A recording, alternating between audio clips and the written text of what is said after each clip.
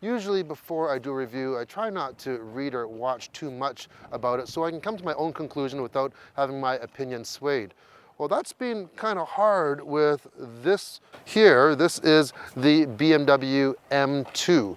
And for the last couple months on social media feeds, everywhere, all I've heard about is how great this vehicle is. It's magnificent, fantastic. Well, finally, I get to take it for a drive and see how good it really is. All right, just look at this car. Really, look at it. This thing is sexy as hell. Some may ask, is this M2 just a dressed up M235? Answer, absolutely not. There are some things that may be shared, but for the important stuff, it's all M. The suspension is from the M3 or 4, and since this car is smaller, they had to stretch out the wheel arches, creating this menacing look. 19-inch wheels wrapped in Michelin Pilot Super Sport tires fill in the flares, giving it practically a wide body look. The rear is fairly short and taut with quad exhaust tips that scream M. On the inside, it's business as usual for this M2. If you're familiar with the BMW 3 or 4 series, it's pretty well the same interior. You do have a few hints of M, like on the steering wheel, on the gear selector, the instrument panel, and even on the seats behind. But otherwise, pretty well the same. I do love the sport seats, the stereo, the Harman Kardon system, great system to have. Even though this is a kind of a true to roots sports car, you don't get left behind with some of the technology. You do have a full infotainment system with navigation, powered by your iDrive wheel down here. You also get heated seats and heated steering wheel as well. Here's a little pet peeve I have with this M2, and the same as the M235i as well. There's no door handle. There's a grab handle in the front of the door, but there's nothing where your hand would normally go. And the problem with that is that if you're in a tight parking spot and you're just inching out, open your door, or maybe you're parked on a downhill slope and you don't want your door to swing open. Well, there's not a lot of leverage you have when you're actually grabbing the front of the door. All they have to do is just put a little hole here. That's it. Okay, surprisingly, the back seat of this M2, not bad, not bad. I wouldn't want to be in here for more than a couple hours, but it is definitely livable. If you're taller than, let's say, about 5'11", or if you're over 6 feet tall, basically, you're going to have a problem, though, with your head hitting the top, and that's to be expected. But for leg room and knee room, my knees are not touching. The seat is set in the front for a person that's about 5'11", so yeah, decent amount of room. Now, the only problem is, you're getting in, no problem. I do find it's not that easy to get out, though. Oh, man.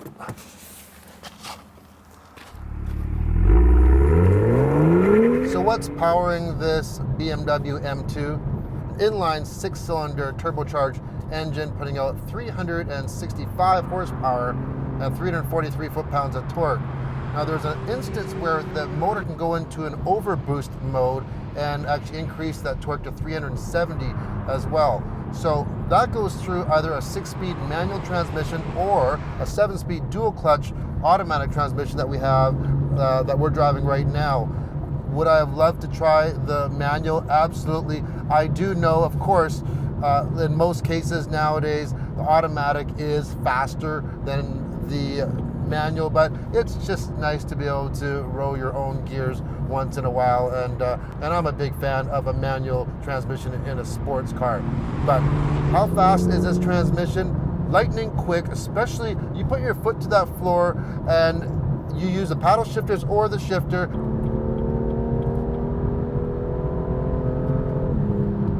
When it shifts, the shifts are very crisp, very quick. And when I say crisp, when you've got your foot to the floor, it really is a little bit of a kick to your behind.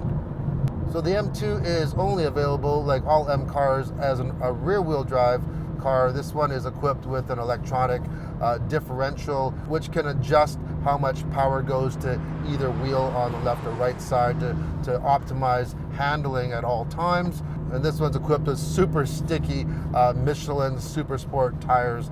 We are on a return trip from the southern Okanagan in British Columbia, Canada, and it's about an 800-kilometer trip that we are doing. It's very mountainous. There's a lot of twisty roads, which it's just a joy to have a car like this, especially a lot of times, like right now we're on a single track road, mountain road, lots of nice curves, and in certain places the passing lanes are far and few. So when there are opportunities to pass, it is nice to kick this thing down a couple gears and just go for it. So you do have a drive mode selector. You have comfort, which we are in right now. We go to sport and sport plus. So one thing I want to mention, okay, so if we go into comfort right now, I'm just going to go at a constant speed here, and listen when I put in sport.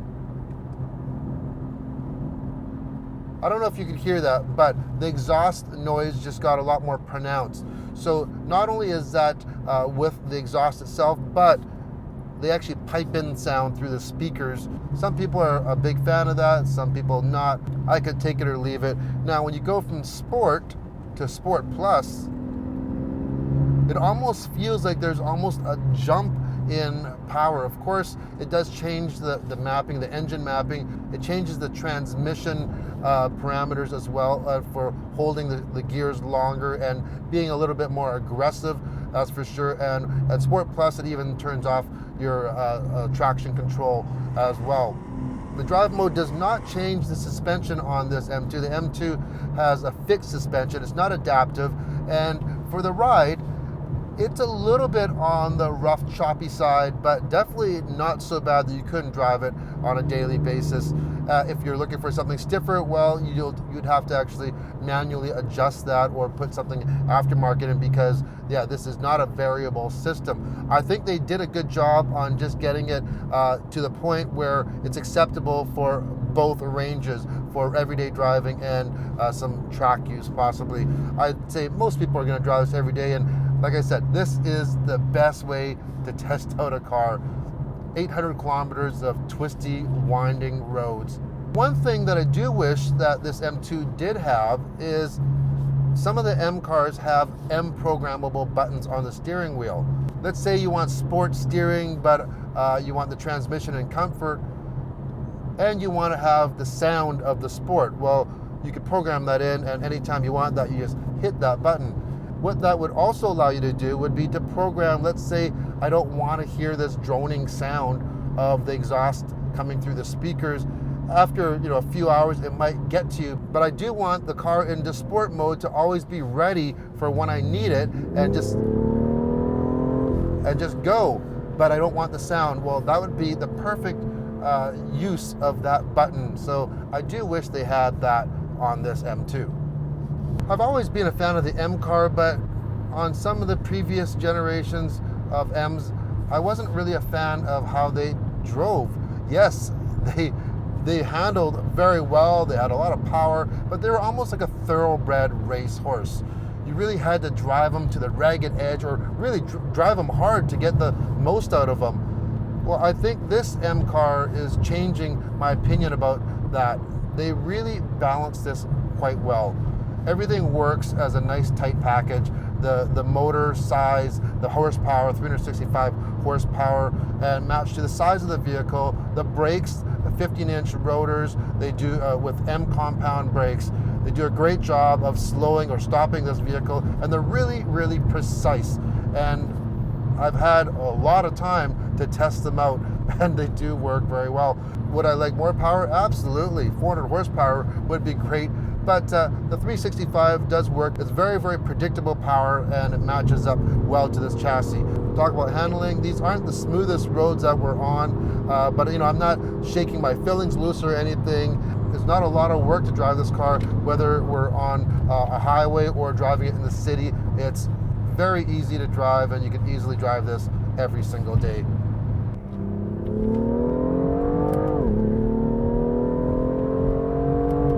Oh yeah. Man, those shifts, when you really want to go, they just really kick you.